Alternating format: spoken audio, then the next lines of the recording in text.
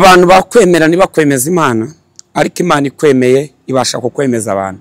Uyu munsi wa none wo kuri iki kiganiro ndakwifuriza kwemerwa n'Imana.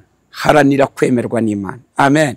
Ibyakozwe n'intumwa 10:34, Petero aterura amagambo aravuga ngo menye neza ko Imana itarobanura ku butoni, ahubwo mu mahanga yose umuntu yubaha agakora ibyo gukiranuka iramwemera. Dore ibintu bitatu byatuma Imana ikwemera. Icyambere ni ugukiranuka. Amen. Gukiranuka gutuma Imana ikwemera. Yesaya 3:10 muvuge ko abakiranutsi bazagubwa neza kuko bazatungwa n'imirimo y'amaboko yabo.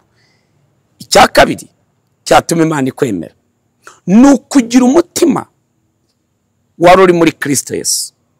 Abafilipi 2:5 mugire wa mutima wari muri Kristo Yesu. Amen. Nuza kuza gusama uraza kumva indangagaciro z'uwo mutima, biraza kuza kugufasha. Uyu munsi uze kuza guhendahenda Imana, uze kuza gutunga wa mutima wari muri Kristo Yesu. Uyu mutima nuukunda ibintu byose bizakorohera. Uyu mutima nuutunga uzasabana n'Imana. Uyu mutima nuutunga uzagira uburyohe mu Mana. Uzajya wumva Imana muri wowe, uzajya wumva Imana ari umunezero, uzajya uganira n'Imana. Ugutunga wa mutima wari muri Kristo Yesu, wari umutima w'urukundo, wari umutima w'ibyishimo, wari umutima ubabarira. Oh haleluya. Icya gatatu ni ukwihangana.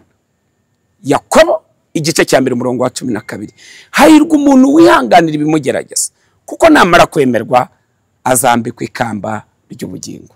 Imana iguha umugisha. Muvandimwe, ushobora kuba uri muhura n'ibigeragezo byinshi, ushobora kuba uri muhura n'intambara nyinshi, ariko uyu munsi wa none ndagusengeye ngo Imana iguhe imbaraga zo kwihangana. Ni ibintu bitatu tuganiriye. Icyambere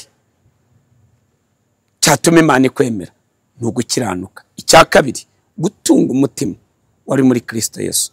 Icya gatatu cyatuma Imana ikwemera ni ukwihangana. Imana iguha umugisha, Imana ikwishimire, Imana inezeze umutima wawe, Imana ikomeze kuguha aya mabanga atatu uyatunge mu mutima wawe, uzaba umuntu udasanzwe. Data mu izina rya Yesu, umuntu wese ukurikiye rino jambo reka rihindura ubuzima bwe, reka rimuvana we yarari rimujyana ahandi hantu, yakira icyubahiro cy'Imana.